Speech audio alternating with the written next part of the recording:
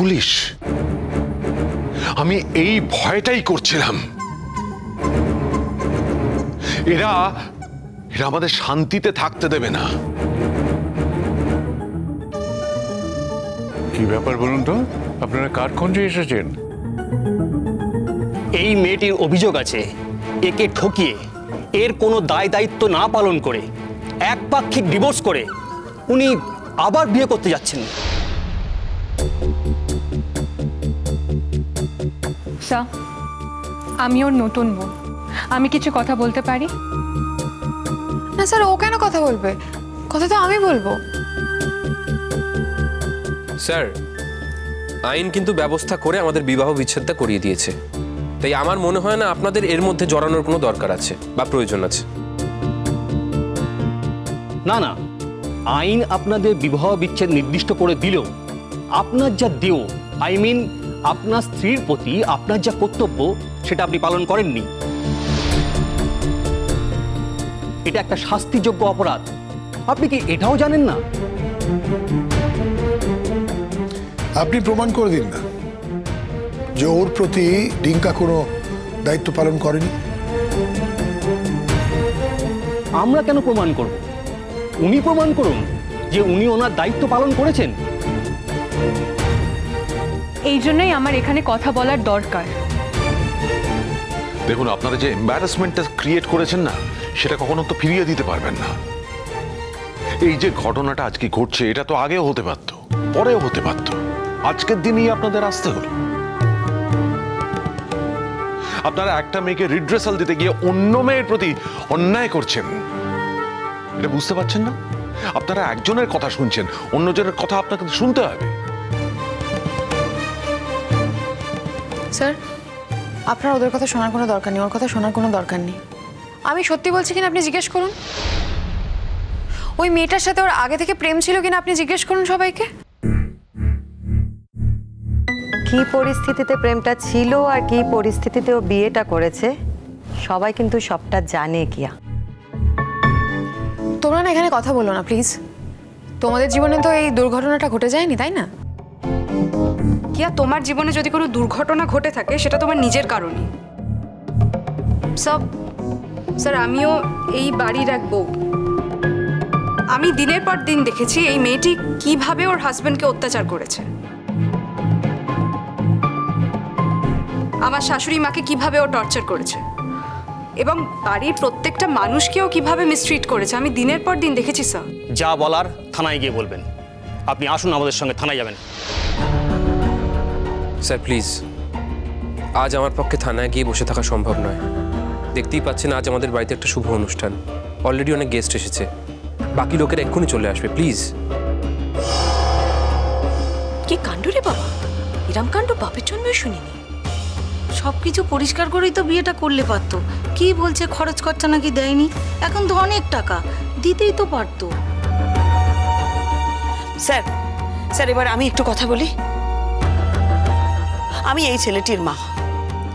আপনি এই মেয়েটির অভিযোগে এখানে এসেছেন তো, ওর মা হিসেবে আমি আপনাকে বলছি, আমার ছেলের বিয়ে পণ্ড করে দেবে বলেই এই মেয়েটি এখানে এসেছে। যতদিনও এখানে ছিল ততদিন আমাদের অশান্তি রেখেছে, এক দণ্ডও আমাদের শান্তিতে থাকতে দেয়নি ও। হ্যাঁ স্যার, এটা সত্যি যে অর্ণার সাথে আমার ছেলের প্রথমে একটা সম্পর্ক ছিল, ওদের মধ্যে ভাব ভালোবাসা ছিল, বিয়ে করার কথাও ভাবছিল, কিন্তু অর্ণার বাবা সে বিয়েতে রাজি ছিলেন না। উনি অর্ণার অন্য জায়গায় বিয়ে দিয়ে দেন। আর সেই ঘটনার পরে আমার ছেলের মানসিকভাবে খুব ভেঙে পড়েছিল। ঠিক সেই সময় এই কিয়া আমার ছেলের জীবনে আসে, তাকে ভালোবাসায় ভুলিয়ে ভালিয়ে বিয়ে পর্যন্ত নিয়ে যায়, বিয়ে করতেও রাজি করায়। কিয়ার সাথে আমার ছেলের বিয়ের পর ঘটনাচক্রে অর্ণার সাথে ওর যোগাযোগ হয়। তারপর অর্ণা ওর স্বামীকে হারায়। তবে অর্ণার স্বামীর সাথেও কিন্তু আমার ছেলের অত্যন্ত মধুর সম্পর্ক ছিল, খুব বন্ধু ছিল ওরা। আমার ছেলে কিন্তু সবসময় চেয়েছিল কিয়ার সঙ্গে সুখে শান্তিতে সংসার করতে, কিন্তু এই মেয়েটি ও কিন্তু কোনোদিনই তা চায়নি। ওর লক্ষ্য ছিল আমার ছেলের টাকা পয়সা, নাম যশ, খ্যাতির দিকে। আমার ছেলের একটা অ্যাক্সিডেন্ট হয়, পায়ে একটা সমস্যা দেখা দেয়। তখন ও কি বলেছিল জানেন? বলেছিল একটা পঙ্গু ছেলে দেখে তো আমি বিয়ে করিনি, তাই এই পঙ্গুর সঙ্গে কেন সংসার করব, কেন জীবন কাটাবো। 50 লক্ষ টাকা নিয়েছিল আমার ছেলের কাছ থেকে, শুধুমাত্র ওর জীবন থেকে সরে যাওয়ার জন্য, ঝামেলা না করার জন্য। তাহলে বুঝতে পারছেন স্যার, এরা সবাই আমাকে টাকা দিয়ে বশ করতে চেয়েছিল। তারপর কিন্তু আমি ওই টাকাটা ফেরত দিয়ে দিয়েছি। আপনি চাইলে আমি আমার ব্যাংক স্টেটমেন্ট আপনাকে দেখাতে পারি স্যার। বৌদি, সব কিছু তো তুমি কমেন্ট করতে যেও না।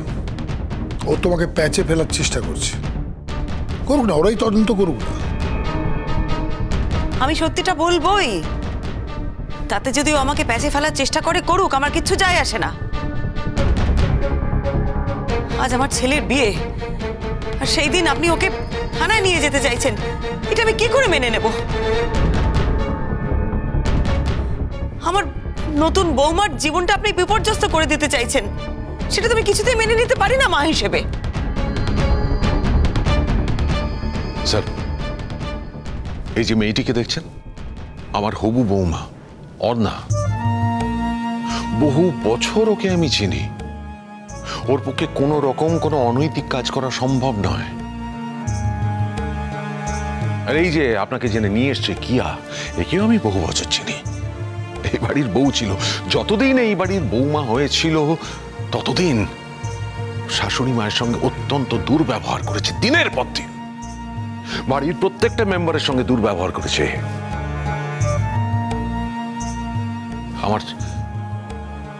আমার ছেলে, ছোট ছেলে টিঙ্কা, খুব ভালো ছেলে স্যার।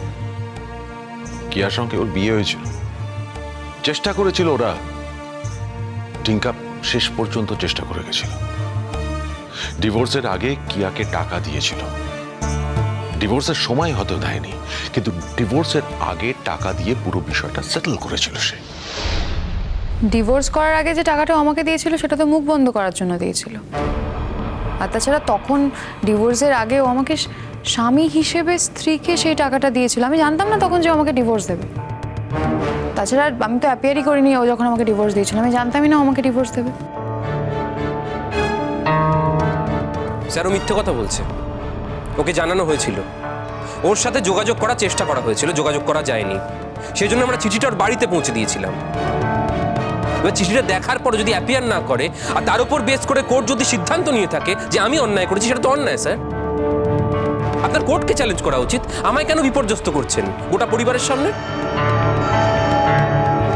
কে বলেছে আমি কোর্টকে চ্যালেঞ্জ করব না? আমি তো চ্যালেঞ্জ করবই। অর্ণা, আমার ভীষণ খারাপ লাগছে গো তোমার জন্য, ভীষণ খারাপ লাগছে। বিয়ের দিন কি কাণ্ড বলো। তোমার বিয়েটা হতে হতে হলো না, মানে এখন দেখো যা পরিস্থিতি, তাতে তো মনে হচ্ছে বিয়েটা হতে। এই বিয়েটা হবে। আমি দাঁড়িয়ে থেকে ওদের বিয়ে দেব, দেখি কে আটকায়। আপনাদের এই একটাই ডিমান্ড তো? আর অরিন্দদা, তোমার সাথে আমি একমত। আপনি কি চাইছেন আমি ওদের থানায় নিয়ে যাই? আমি যাব।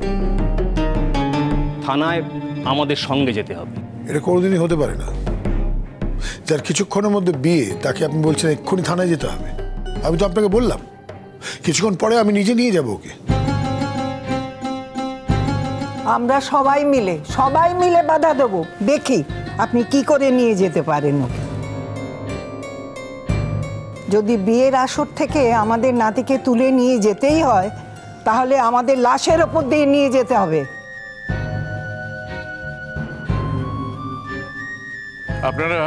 আপনারা একটু বোঝার চেষ্টা করুন। কোনো রকম প্রভাবিত হবেন না। একটু শান্তভাবে, মানে নিউট্রাল হয়ে ব্যাপারটা বোঝার চেষ্টা করুন। দেখুন, আমরা যে কাজটা করেছি সেটা তো কোর্টের অর্ডার নিয়েই করেছি। বুঝলাম যদি ও বিয়ে করেছে তারপরে আর একটা বিয়ে করছে, তাহলে নিশ্চয়ই অপরাধ।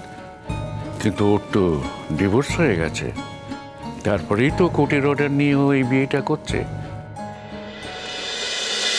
Thank you.